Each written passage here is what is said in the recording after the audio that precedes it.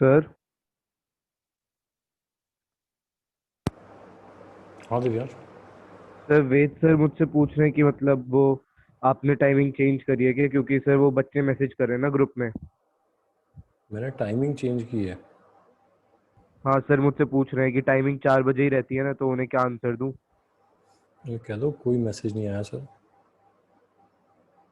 बाकी बच्चे कहाँ हैं अपने ग्रुप के? और कोई भी नहीं आया अभी इसमें। सर पता नहीं सर।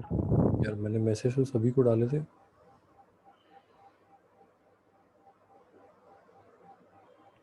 सर तो मैं वेद सर को ये कह रहा हूँ कि आज आपका कोई मैसेज नहीं आया।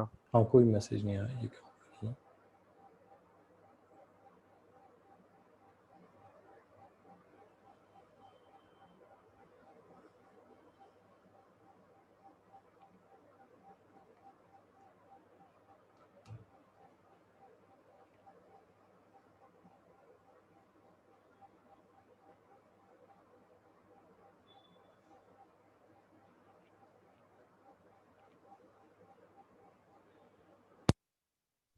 सर और फिजिक्स वाले एक बार ग्रुप पे भी लिख दूं कि किसी को ना बताएं।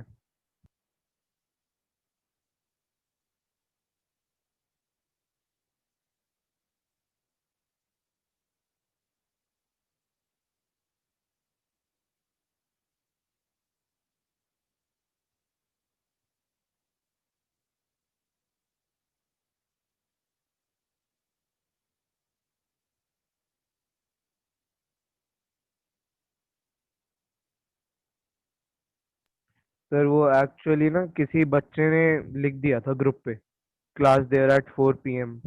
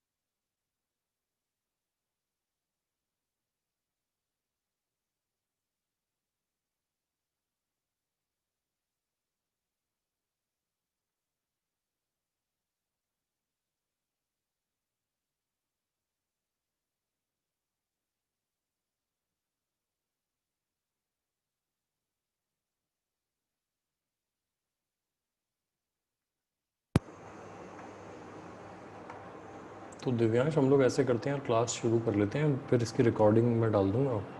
इन केस जो लोग नहीं आए वो देख लेंगे, है ना? सर आज सलोनी तो आएगी नहीं, अच्छा। क्योंकि उसका एग्जाम है मैथ्स का। अच्छा ठीक है ना? तो हम लोग पढ़ लेते हैं इसमें, है ना? फिर मैं इसको रिकॉर्डिंग को डाल दूँगा। तो प्योर कैपेसिटिव सर्किट तक पढ़ लिया था हमने ना? Yes sir. ठीक है।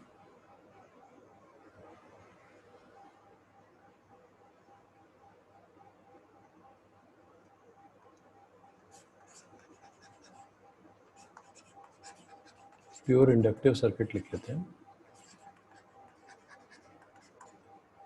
यानी कि ऐसा सर्किट हो गया जिसमें ईएमएफ सोर्स के साथ में सिर्फ एक इंडक्टर लगा हुआ है ना? Hello sir. हाँ। सर अब तक क्या क्या करा दिया आपने? बट अभी शुरू ही किया है वैसे यार। Okay sir. उसकी हेडिंग ही लिखी है pure inductive circuit. Okay sir. तो इसमें देखो, इंडक्टर लगाया हमने तो ऐसे करंट फ्लो होना शुरू होगा। तो लिखते हैं यहाँ से L D I by D T,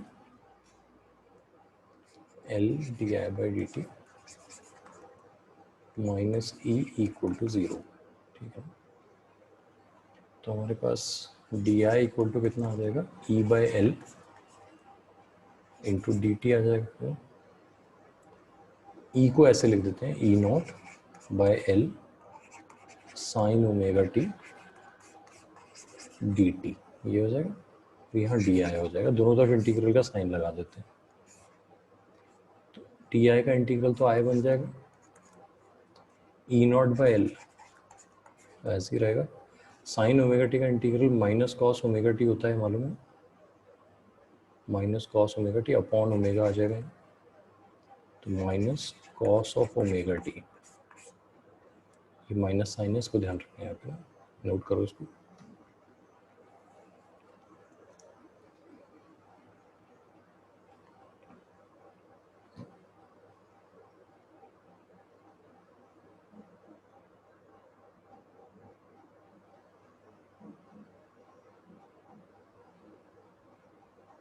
note कर लिया इसको।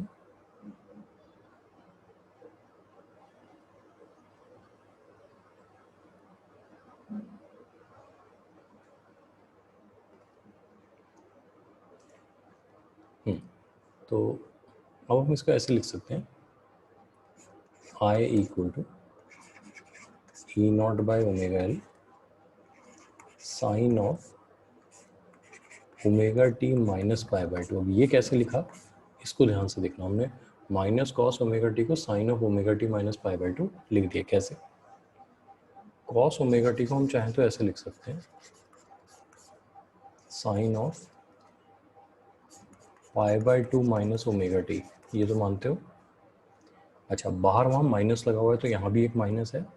फिर आपको पता होगा माइनस और sine theta can be written as sine of minus theta. ये वाला माइनस जब हम अंदर ले जाएंगे तो ये क्या बन जाएगा, sine of omega T minus pi by two. ये प्रोसेस देख लो एक बार। तो ये आ गया हमारे पास।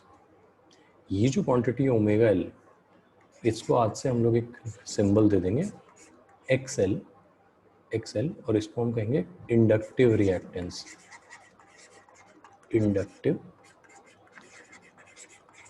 रिएक्टेंस, है ना। इसको वैसे ही डिफाइन कर सकते हैं, हम कह सकते हैं कि इंडक्टर का ये रेजिस्टेंस लाइक क्वालिटी है जिससे इंडक्टर रेगुलेट करता है किसको, अल्टरनेटिंग करंट को। It is the resistance like quality of an inductor due to which it regulates alternating current. Regulate करता है, इसे ध्यान रखना, एनर्जी डिसिपेट करने का काम ये क्वांटिटी नहीं करती है। इसकी यूनिट भी ओम होगी, यूनिट ओम। और अगर हम ये देखें, ये ग्राफ बना लें यहाँ पे एक्सएल वर्सेस ओमेगा का, तो आप देखोगे कि इस तरह से स्ट्रेट लाइन ग्राफ आएगा। डायरेक्ट प्रोपोर्शनलिटी है,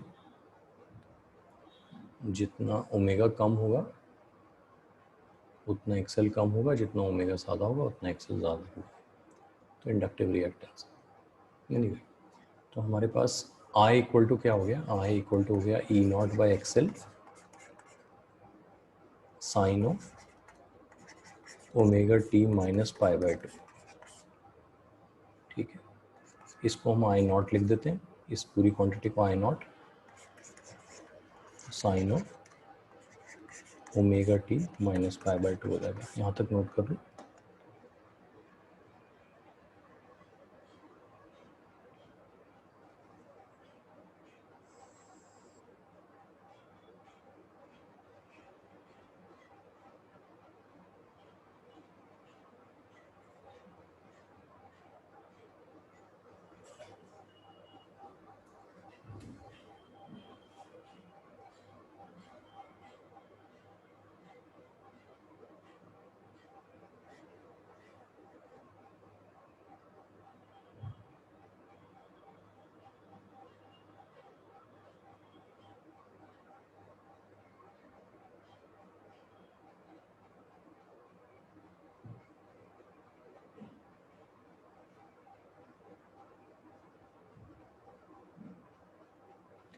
नोट कर लिया इसको।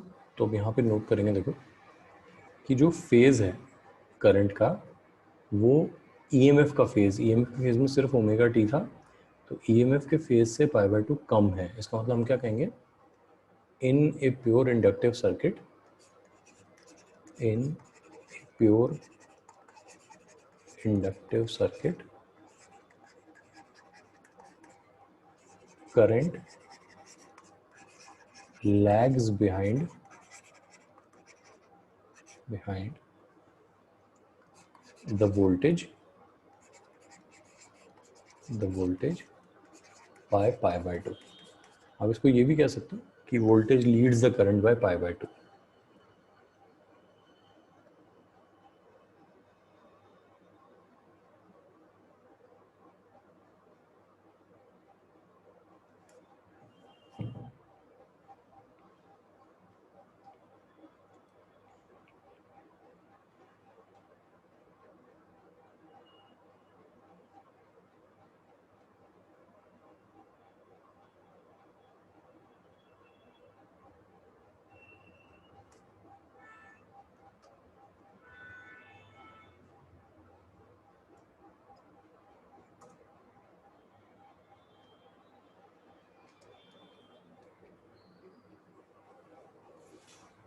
ठीक है, अब इसको फेज डायग्राम बनाकर देख लेते हैं हम लोग.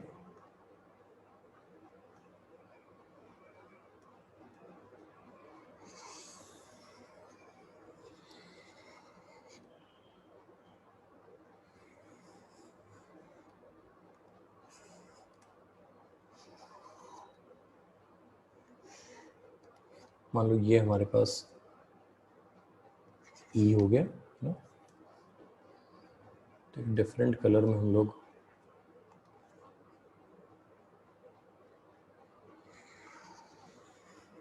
सर हाँ दिव्यांश, सर मैसेज आया सर का.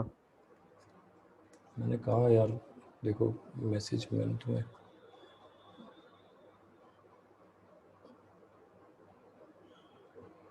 अब थोड़ी देर के लिए मैसेज मत करो, क्लास कर लो या तो, है ना.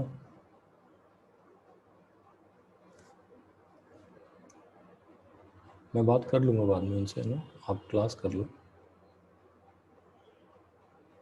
अब मैं इस वजह से रिकॉर्डिंग भी नहीं डाल पाऊँगा, क्यों, मुझे भी आपको इसमें कहना पड़ रहा है कि क्लास कर लो, मैसेज मत करो. प्रॉब्लम सर ये. ये सिर्फ आप हमारे ग्रुप में डाल देना. हाँ नहीं, वो तो मैं डाल दूंगा, फिर वही बात है ना कि चलो क्या करूँगा, है ना. ठीक है, यहाँ पे करंट लिख लो यार, आई. अब इसको समझ लो अच्छे से कि क्योंकि एंटी क्लॉकवाइज घूमने वाले फेज़र होते हैं, तो अगर फर्स्ट क्वाड्रेंट में ई है तो फोर्थ क्वाड्रेंट में आई है. फिर ये ऐसे टर्न करेंगे, जब ये सेकंड क्वाड्रेंट में चला जाएगा तो ये फर्स्ट क्वाड्रेंट में आ जाएगा. यानी हमेशा वोल्टेज लीड कर रहा है और करंट उसके पीछे है. कितना पीछे है? 90 डिग्री पीछे है. ठीक है ना, इसको समझ लो, फिर इस पर क्वेश्चन सॉल्व करके देख लेते हैं.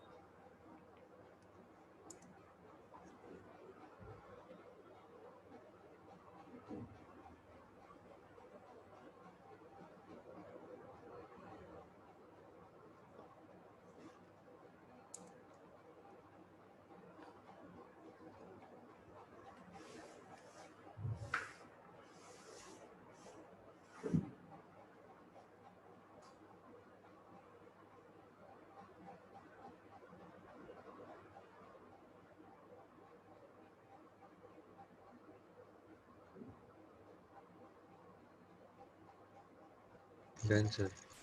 ठीक है, तो अब एक क्वेश्चन कर लेते हैं. लेट्स यहाँ पे लेते हैं question. If E is E naught by 2 decreasing, है ना. If E is E naught by 2 and decreasing, current जो है वो कितना होगा, है ना. करंट कितना होगा, मतलब एक तो आई नॉट की टर्म्स में उसकी वैल्यू क्या होगी प्लस माइनस के साथ, और इंक्रीजिंग हो या डिक्रीजिंग होगा. ये एक बार ट्राई कर लो. अपने आंसर या तो बोल के बता दो या चैट में लिख दो, जैसे भी ठीक लगे आपको.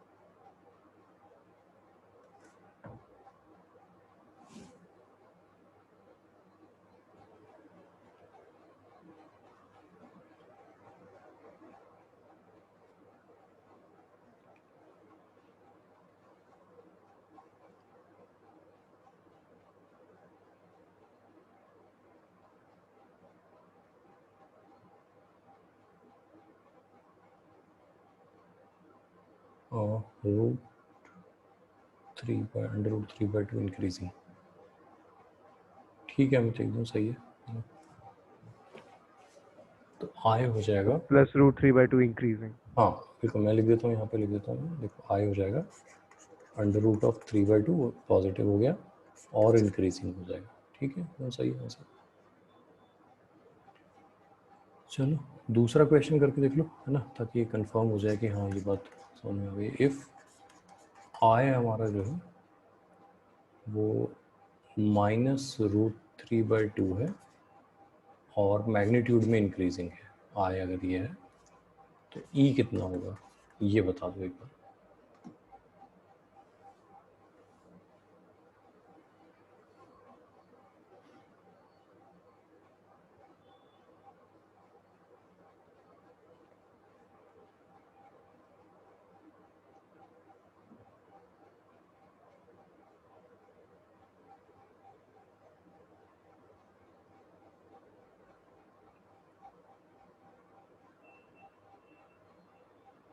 अमित प्लस माइनस के साथ बताना होगा। अगर आप आंसर आप ये कह रहे हो कि +E0/2, नहीं बेटा ये तो गलत हो जाएगा।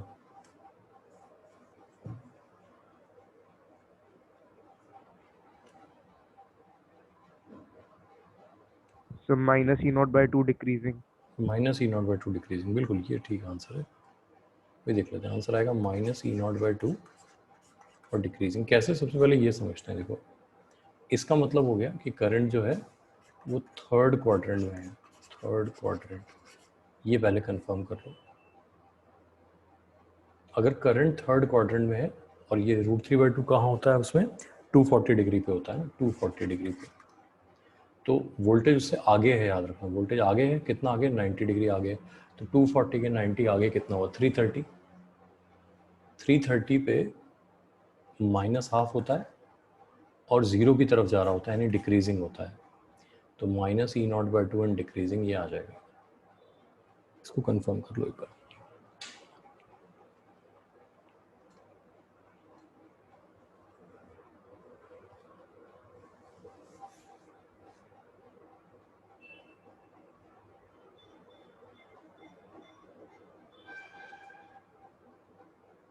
समझ गए?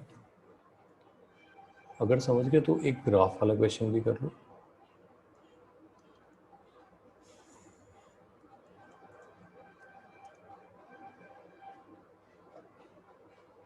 सर मैग्नीट्यूड में अगर नेगेटिव में इंक्रीज करेगा तो उसे इंक्रीज कहेंगे या डिक्रीज? नहीं बेटा, मैग्नीट्यूड में इंक्रीज को इंक्रीज कहेंगे, मैग्नीट्यूड में डिक्रीज को डिक्रीज कहेंगे। ठीक है ना? तो जब भी हम इंक्रीज या डिक्रीज कहते हैं, हम मैग्नीट्यूड की बात करें, मैथ्स वाले इंक्रीज डिक्रीज की बात नहीं कर रहे हैं। ठीक है ना? तो अगर करंट -√3/2 है और ज़ीरो की तरफ जा रहा है, तो मैथमेटिकली तो हम कह सकते हैं कि वो नंबर में इंक्रीज हो रहा है, लेकिन हम मैग्नीट्यूड की बात कर रहे हैं, तो ज़ीरो की तरफ जा रहा है तो डिक्रीज हो रहा है ना।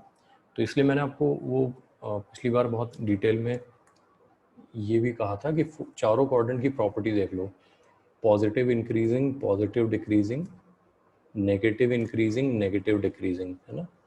ये चारों क्वाड्रेंट की प्रॉपर्टी है, इसको अच्छे से समझ लो। Positive increasing, positive decreasing, negative increasing, negative decreasing. ठीक है ना? ग्राफ की बात कर रहे हैं हम लोग।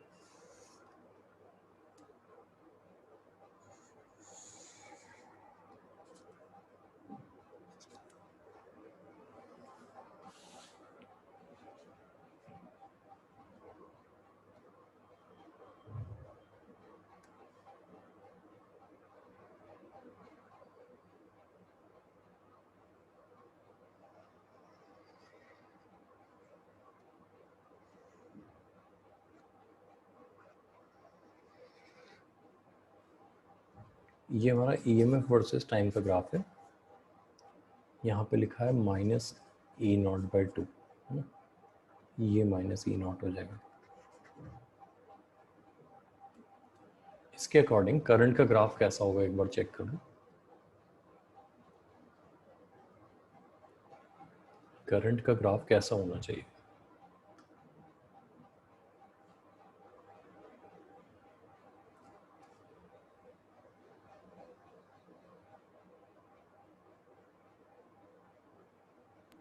-√3/2 से स्टार्ट होगा। -√3/2 से स्टार्ट होगा। चलो अभी देखते हैं, एक रफ सा बना के अपनी कॉपी में रख लो, अभी मैं बनाता हूँ, उसके साथ मैच करना है। तो मैं ड्रॉ कर देता हूँ, इसके साथ कंपेयर कर लूँगा।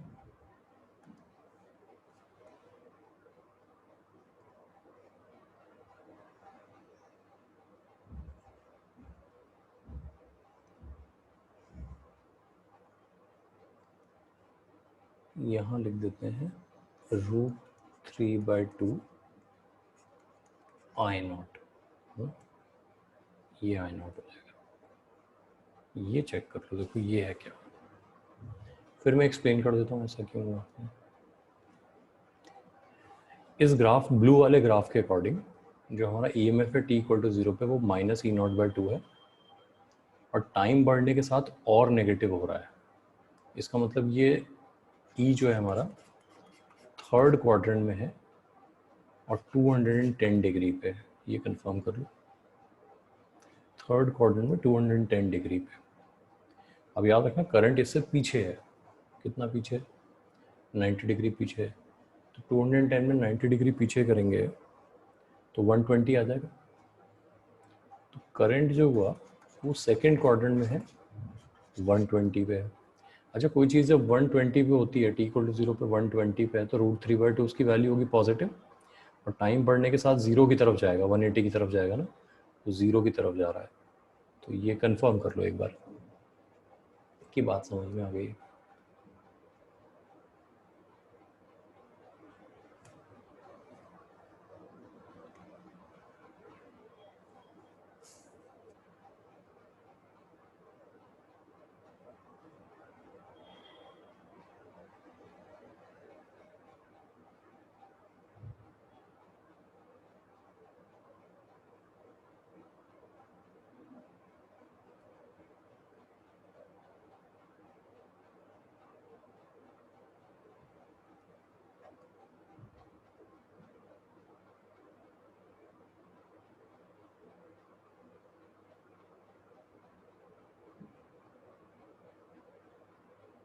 ठीक है, ये नोट कर लिया है, तो अब आगे लिखते हैं हम लोग।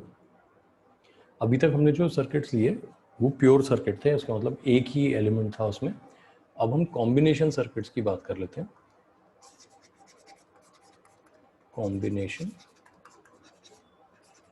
सर्किट्स, तो सबसे पहले हम 2 एट अ टाइम वाला कॉम्बिनेशन ले लेते हैं। तो पहला कॉम्बिनेशन हम ले लेते हैं RL सर्किट। RL सर्किट है ना, जहाँ पे इंडक्टर और रेजिस्टेंस दोनों लगे हुए हैं। तो ये देखो ज़रा, रेजिस्टेंस है, साथ में इंडक्टर भी लगा हुआ है। इस तरह के सर्किट को हम लोग क्या कहते हैं, RL सर्किट कहते हैं। अब इसकी क्या क्या प्रॉपर्टीज़ हैं उनको एक एक करके हम लोग समझते हैं। सबसे पहले, किसी भी वक्त जितना वोल्टेज यहाँ होगा ना, मतलब सोर्स में जितना वोल्टेज होगा, तो यहाँ वोल्टेज हो जाएगा आपके पास VR और यहाँ वोल्टेज हो जाएगा VL, यानी वोल्टेज अक्रॉस इंडक्टर और वोल्टेज अक्रॉस रेजिस्टेंस। अब यहाँ पे सबसे पहला क्वेश्चन हमें अपने आप से ही पूछे, करंट तो कॉमन जाएगा, करंट जो जाएगा I लिख देते हैं, दोनों में कॉमन जाएगा। तो सबसे पहला क्वेश्चन हमें अपने आप से पूछना चाहिए, इज किरचॉफ्स लॉ,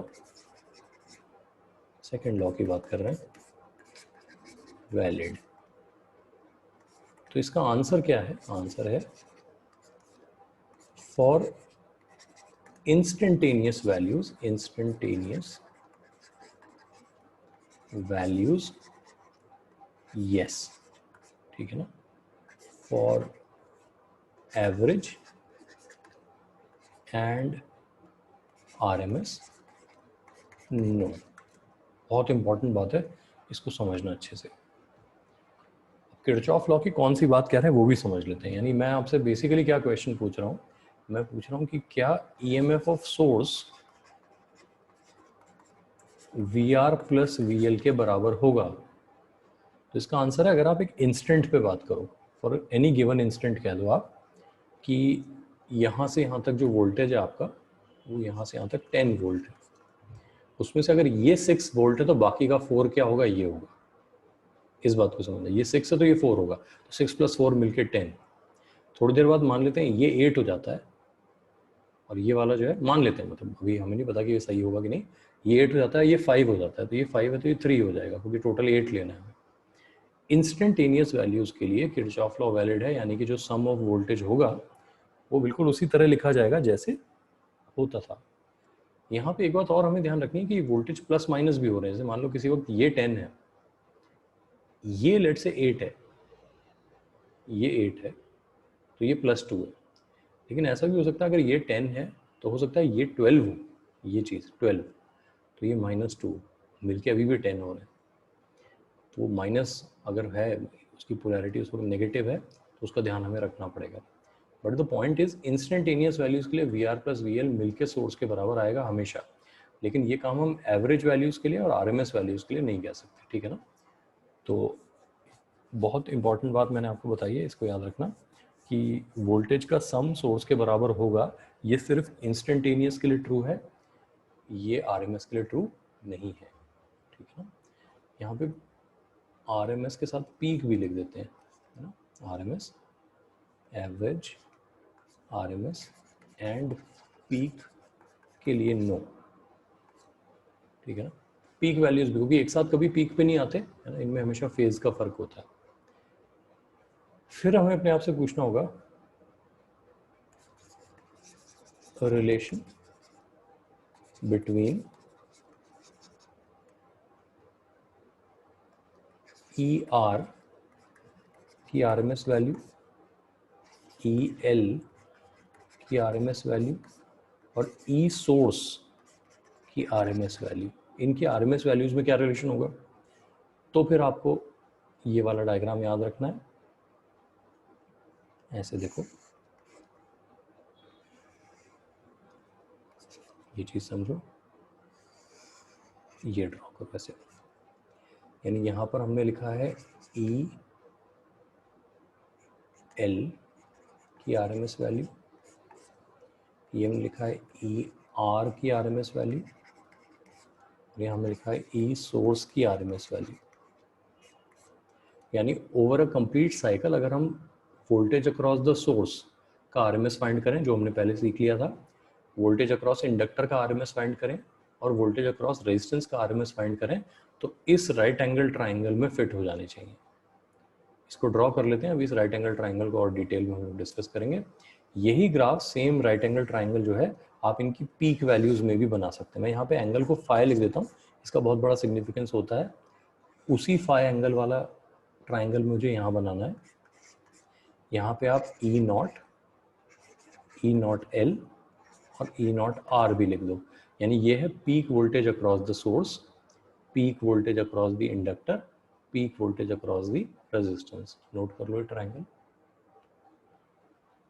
और ये बिल्कुल सिमिलर ट्राइंगल होनी चाहिए। ध्यान रखना सिमिलर का है मैंने, क्योंकि रेशियो इन दोनों साइड का जितना होगा वही रेशियो इन दोनों का होना चाहिए। जो रेशियो इनका होगा वही रेशियो इनका होना चाहिए। जो एंगल ये वाला है वही एंगल ये होना चाहिए, जो एंगल ये वाला है वही एंगल ये होना चाहिए, ठीक है ना। तो सिमिलर ट्राइंगल है। ऐसा क्यों हो रहा है? ऐसा इसलिए हो रहा है क्योंकि ऑल्टरनेटिंग वोल्टेज में सभी कुछ फेज डिपेंडेंट होता है। फेज डिपेंडेंट यानी कि यहाँ पर वो सिंपल किरचॉफ लॉ नहीं है कि हम सब चीज़ों को न्यूमेरिकली ऐड कर सकें, है ना। तो यहाँ पर सब कुछ फेज डिपेंडेंट है, तो इस वजह से यहाँ वेक्टर फॉर्म में ऐड करना पड़ता है।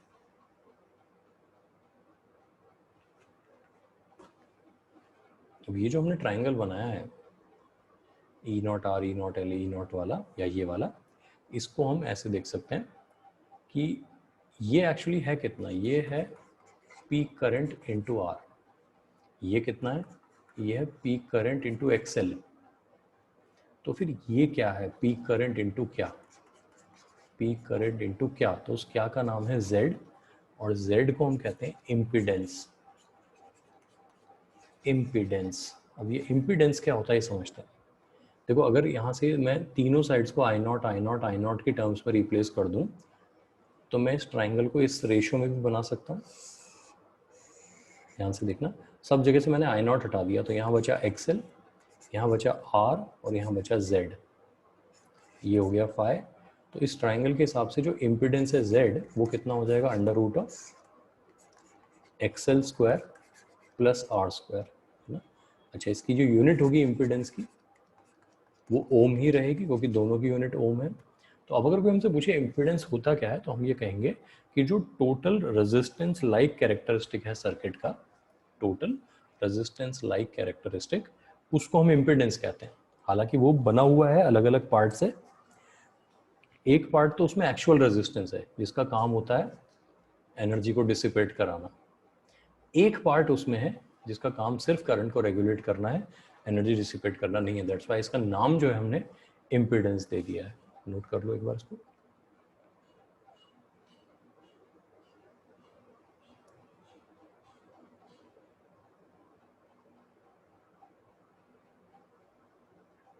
सर एक बार ऊपर वाले ट्रायंगल दिखा दो। हाँ बिल्कुल, देख लो ऊपर वाले दोनों, ये ट्राइंगल ही सबसे इंपॉर्टेंट है, जो भी हो रहा है इस ट्राइंगल से ही हो रहा है ना। तो इनको जितना अच्छा समझ लेंगे उतना अच्छा हमें ऑल्टरनेटिंग करंट समझ में आ जाएगा।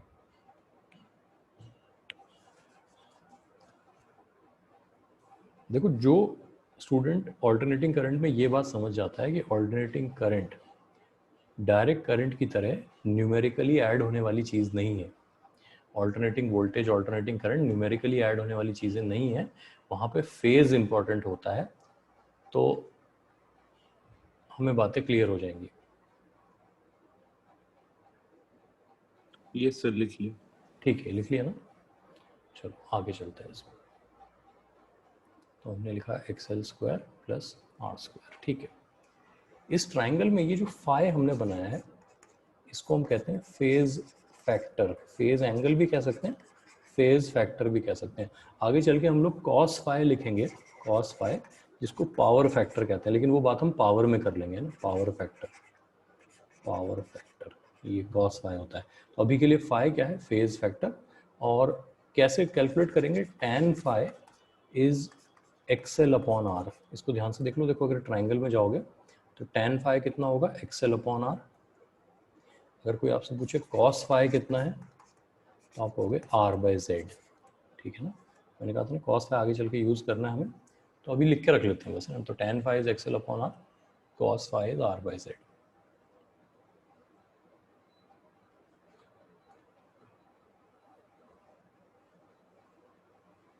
अब समझना है कि इस फेज का यहाँ पे सिग्निफिकेंस क्या है, हमारे लिए क्यों इंपॉर्टेंट है इस फेज को समझना।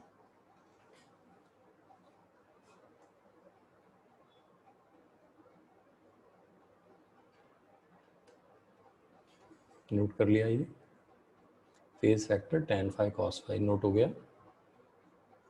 Yes sir. ठीक है, तो अब यहाँ पे लिख लेते हैं सिग्निफिकेंस, सिग्निफिकेंस ऑफ फाई, है ना। फाई की क्या सिग्निफिकेंस है, ठीक है। तो सबसे पहले समझो कि फाई डिसाइड किन फैक्टर्स ने किया। यहाँ देखो किस किस ने फाई डिसाइड किया।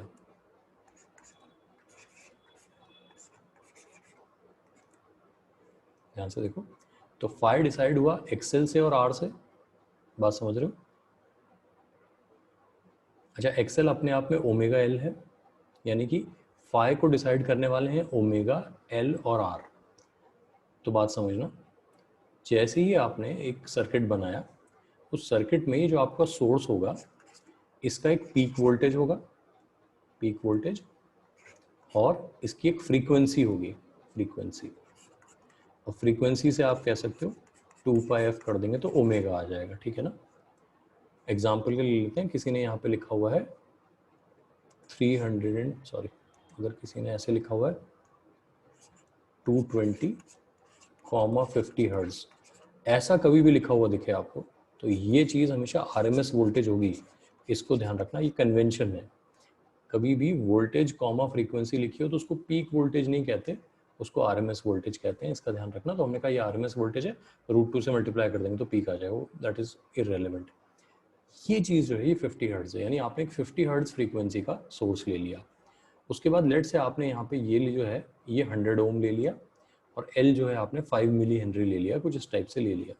तो द मोमेंट आपने फ्रीक्वेंसी आर और एल फिक्स की है, उसी वक्त डिसाइड हो गया कि ये जो फाई है ये कितना होने वाला है। इसका मतलब क्या हुआ? इसका मतलब ये हुआ कि जो आपका एस्टैब्लिश्ड रिलेशनशिप है किसके बीच में, एक्सएल और आर के बीच में, वो फिक्स कर दिया गया है। एक्सएल और आर अब एक एस्टैब्लिश्ड रिलेशनशिप में है, किसमें, जहां tan फाई इक्वल टू कितना है, एक्सएल अपॉन आर है। और अब ये पूरे टाइम इसको मेंटेन रखेंगे। ये बात समझ रहे हैं? ये फिक्स हो गया तो z फिक्स हो गया, सर्किट का z फिक्स हो गया।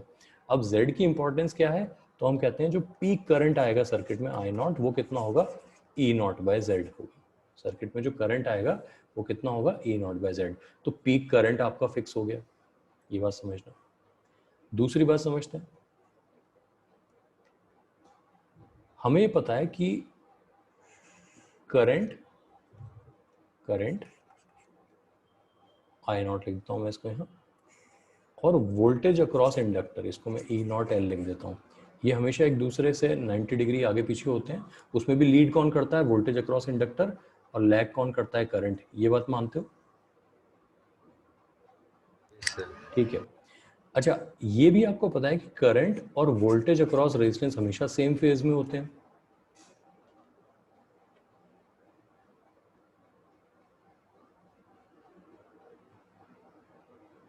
सही है? तो क्या हम ऐसा कह सकते हैं, जो phase relation voltage across resistance और वोल्टेज अक्रॉस इंडक्टर के बीच में है, वही हमारे करंट और वोल्टेज अक्रॉस इंडक्टर के अक्रॉस भी होगा? Yes. ठीक है। तो यहाँ पे देखो, हमने फिर से वही वाला डायग्राम बना लिया जिसमें हमारे पास ये है V naught R peak voltage across resistance, V naught L peak voltage across inductor, और यहाँ पे लिख लेते हैं ई नॉट सोर्स का, है ना। तो ये फाई आ गया। तो इसका मतलब ये हुआ कि जो रिलेशन वोल्टेज अक्रॉस रेजिस्टेंस और ई नॉट के बीच में है, वही करंट और ई नॉट के बीच में भी होना चाहिए। तो हम कहते हैं this implies that E naught leads I naught by phi। देखो, इसके साथ I naught है, उधर E naught है, आगे कौन है, E naught। कितना आगे है, phi है। इसको नोट करो, बहुत इंपॉर्टेंट बात है। This implies that E naught leads I naught by phi।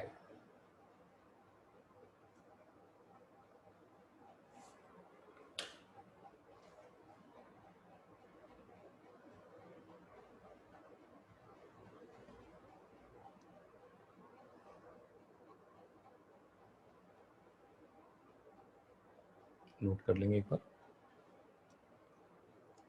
तो अब अगर हम फेज रिलेशनशिप वाला सर्कल बनाना शुरू करें तो हमें कितने सर्कल बनाने होंगे, एक बार ये सोचते हैं। तो एक काम करते हैं, हम पहला सर्कल जो बनाते हैं, तो हम कलर कोडिंग से बना रहे हैं ना।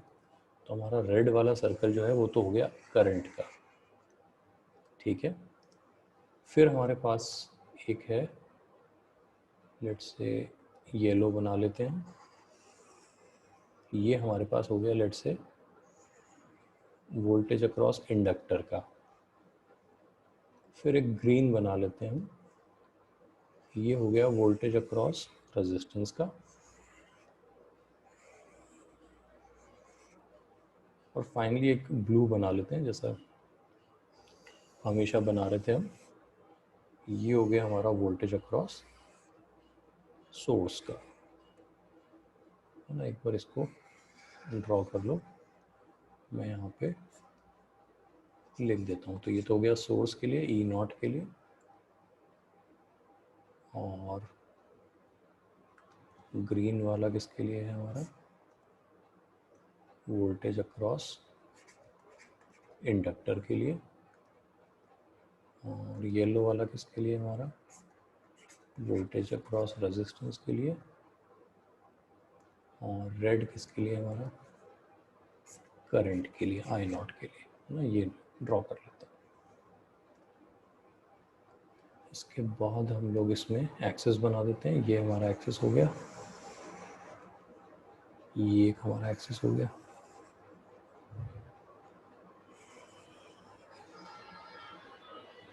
ठीक है जी,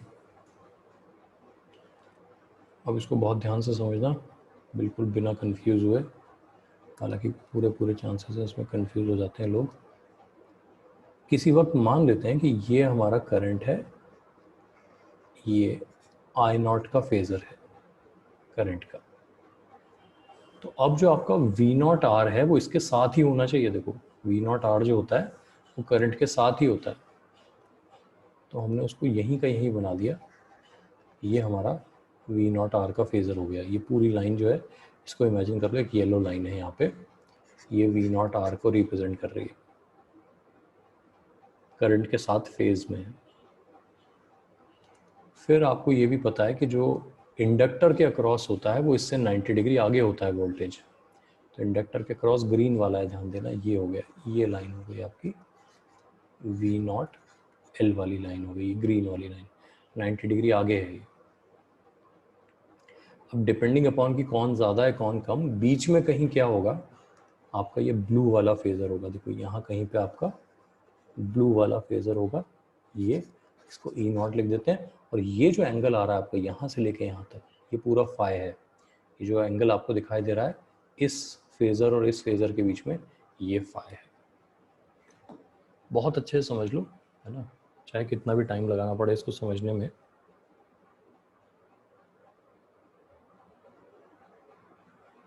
सर फाई एंगल किसके बीच में है? हाँ बेटा क्या कह रहे हो? फाई एंगल किस किस के बीच में है? फाई एंगल किसके बीच में? देखो यार यहाँ फाई देखो किसके बीच में था, ई नॉट और आई नॉट के बीच में जो एंगल है वो फाई है ना। तो ब्लू एंड रेड फेजर के बीच में जो एंगल है वो फाई है, इसको समझना अच्छे से, है ना।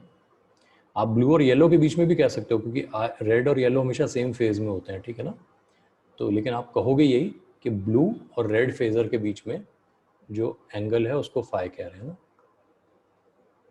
इसको अच्छे से समझ लो।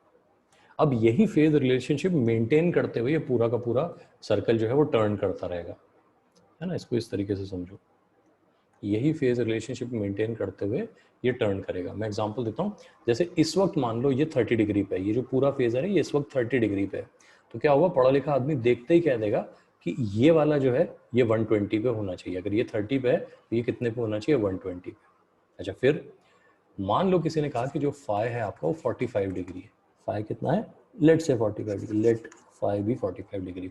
तो उस केस में अगर ये 30 पे है तो उसमें 45 ऐड कर दो आप, तो कितना हो गया, 75 हो गया। तो यहाँ कहीं पे ब्लू आ जाएगा आपका, डिपेंडिंग अपॉन कि फाई कितना है। फाई मान लो 60 है तो 30 पे ये है तो 90 पे ये होगा उस वक्त, है ना। फाई आपका हो सकता है ज़्यादा हो, 70 हो, तो 30 प्लस 70 100 हो जाएगा वो, है ना? तो डिपेंडिंग अपॉन की सिचुएशन में फाई कितना है। ध्यान रखना फाई डिसाइड किसने किया हुआ है, फाई डिसाइड करने वाले हैं ओमेगा, एल और आर। सर्किट की फ्रीक्वेंसी, सर्किट का इंडक्टेंस, सर्किट का रेजिस्टेंस।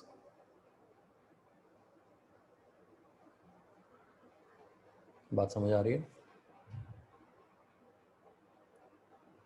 फाई एक्यूट एंगल ही होगा, हाँ एक्यूट एंगल होगा बेटा, ये बात समझ लो कि आपके पास जो मैक्सिमम एंगल है बिटवीन आई और ई, ये बहुत लॉजिकल क्वेश्चन पूछा आपने। आई और ई के बीच में जो मैक्सिमम एंगल है वो 90 डिग्री है। क्यों? जिस वक्त प्योर इंडक्टिव होता है तो आई और ई के बीच में 90 डिग्री का एंगल होता है। यानी अगर आप एक एलिमेंट और लगा देते हो आर बीच में तो फाई कम ही होगा, बढ़ेगा नहीं, ठीक है ना। तो अगर सिर्फ आर होता है तो फाई 0 होता है, सिर्फ एल होता है तो फाई 90 हो जाता है। जब एल और आर सर्किट में दोनों होंगे तो एक आपके पास इस तरह का रिजल्टेंट ट्राइंगल बनेगा, तो फाई हमेशा एक्यूट एंगल आएगा। बिल्कुल सही बात है, phi will always be an acute angle. बिल्कुल नोट कर लो इसको, ये बात समझ में आई। अगर इसको इक्वेशन फॉर्म में लिखेंगे तो लेट से हमारी बेस इक्वेशन है E equal to E naught sine omega t, let's say ऐसा लिख दिया हमने। तो अब आई की इक्वेशन क्या होनी चाहिए, कोई सजेस्ट करेगा मुझे? आपको पता है आई जो है वो ई से फाई पीछे है, कितना पीछे है, फाई पीछे है। तो ये इक्वेशन क्या लिखूं मैं,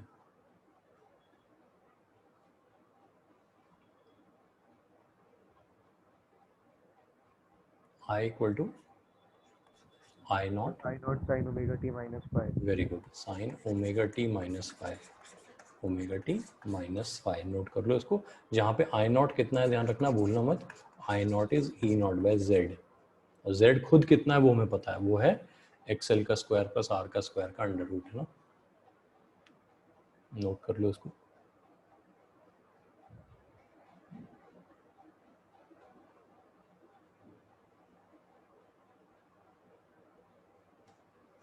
अच्छा, एक बार करंट की इक्वेशन ये आ गई, अगर आपसे कोई पूछे वोल्टेज अक्रॉस रेजिस्टेंस बताना है मुझे, तो ये कितना होगा, ये होगा peak voltage across resistance V naught R into sine of omega T minus phi. ऐसा क्यों होगा, ये दोनों हमेशा सेम फेज में रहते हैं, करंट और वोल्टेज अक्रॉस रेजिस्टेंस ये हमेशा सेम फेज में होते हैं, जो फेज इसका है वही फेज इसका है, नोट करो इसको। थोड़ा सा भी डाउट हो तो पूछ लेना, यही कॉन्सेप्ट्स हैं जो आगे काम आने हैं।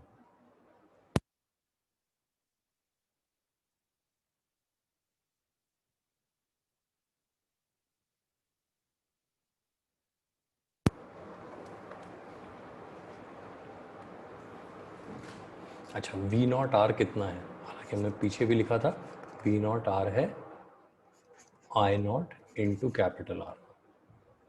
पीक वोल्टेज अक्रॉस रेजिस्टेंस कितना होगा, करंट की value peak value into resistance की वैल्यू।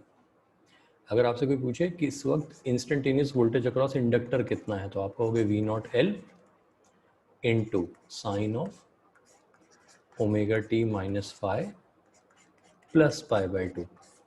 ये क्यों आया समझना, वोल्टेज अक्रॉस इंडक्टर करंट से 90 डिग्री आगे होता है, यहाँ भी देख लो आप, ये जो ग्रीन फेजर है वो रेड फेजर से 90 डिग्री आगे है। Voltage across inductor, voltage across sorry current से 90 डिग्री आगे होता है, तो जो भी करंट का फेज है उसमें हमने पाई बाय टू ऐड कर दिया, तो ये आ जाएगा वी नॉट एल होगा कितना, वी नॉट एल होगा आई नॉट इंटू एक्सएल, भूलना मत एक्सएल ओमेगा एल होता है।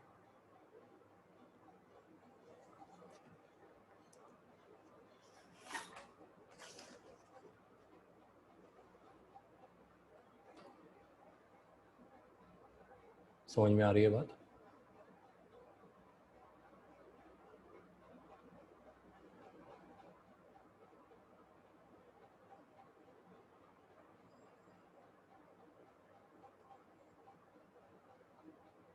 चलो एक क्वेश्चन देता हूँ मैं, इसको ट्राई करो, है ना? एक सिंपल सा ही क्वेश्चन है, फिर उसको थोड़ा मुश्किल बनाएंगे आगे चल के। अभी मान लो मैंने कहा कि मेरे पास एक सर्किट है जिसमें ई नॉट की वैल्यू 300 है, 300 वोल्ट, फ्रीक्वेंसी 50 हर्ट्ज है, 50 हर्ट्ज, 50 बाय पाई ले लेते हैं ताकि नंबर आसान हो जाए हमारा। इससे ओमेगा कितना हो जाएगा वो चेक कर लेना, ओमेगा 2 पाई इंटू फ्रीक्वेंसी होता है, ठीक है। और इंडक्टेंस हमारा जो है वो 100 मिली हेनरी है, और रेजिस्टेंस हमारा जो है 500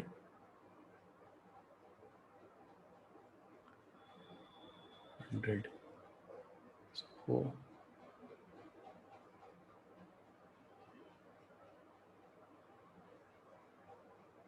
1 हेनरी कर देते हैं, रफ 1 हेनरी, ठीक है। 500 ओम हमारा रेजिस्टेंस है, सारे डेटा आ गए हमारे पास, हाँ ठीक है। जैसा जैसा मैं कहते जा रहा हूँ वैसे वैसे मुझे बताओ, इसमें सबसे पहले आप मुझे पता करके बताओगे Z कितना है,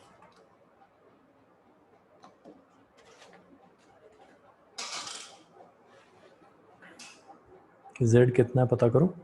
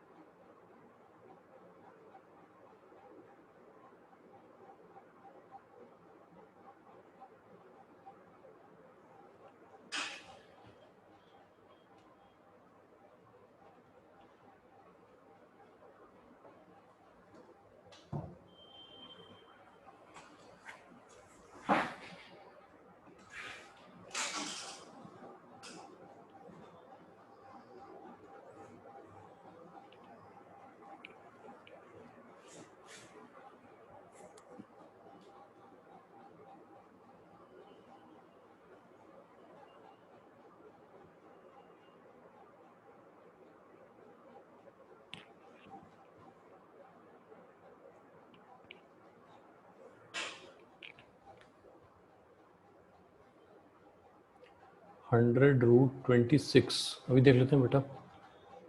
सबसे पहले आप ओमेगा देख लो कितना है। ओमेगा है इसमें, ओमेगा 2 पाई मल्टीप्लाई करेंगे तो ओमेगा 100 आ रहा है कि नहीं ये चेक कर लो। ओमेगा 100 है तो आपका एक्सेल कितना हो गया, एक्सेल 100 हो गया, ठीक है ना। तो z कितना आ जाएगा, बिल्कुल सही है वो आपका आंसर। 100 तो बाहर ले लेंगे, रूट में 25 + 1 आ जाएगा। बिल्कुल सही है, एकदम सही है, एकदम ठीक है, इसको नोट कर लो। 100√26 बिल्कुल ठीक है। अब अगर मैं आपसे पूछूं फाई कितना है, आप मुझे आंसर tan इनवर्स में दे सकते हो। tan इनवर्स कितना?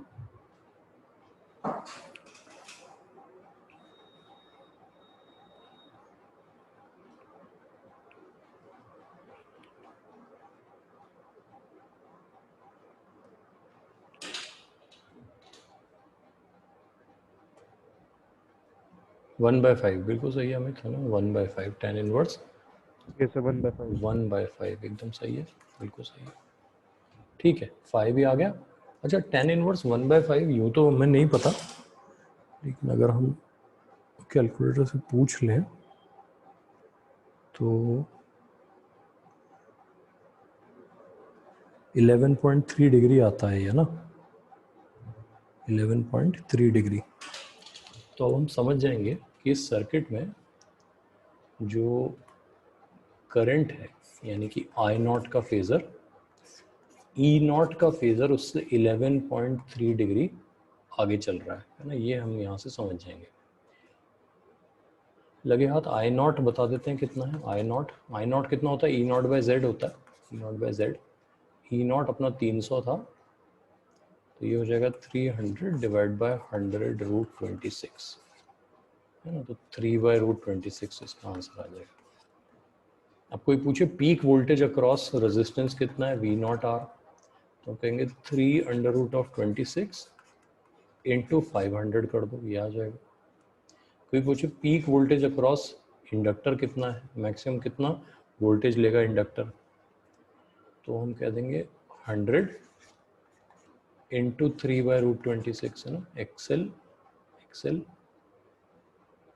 इंटू आई नॉट बाय √26, ये हो जाएगा। सारी बातें समझ में आ रही हैं सबको? Yes sir. ठीक है ना, इसको नोट कर लो एक बार।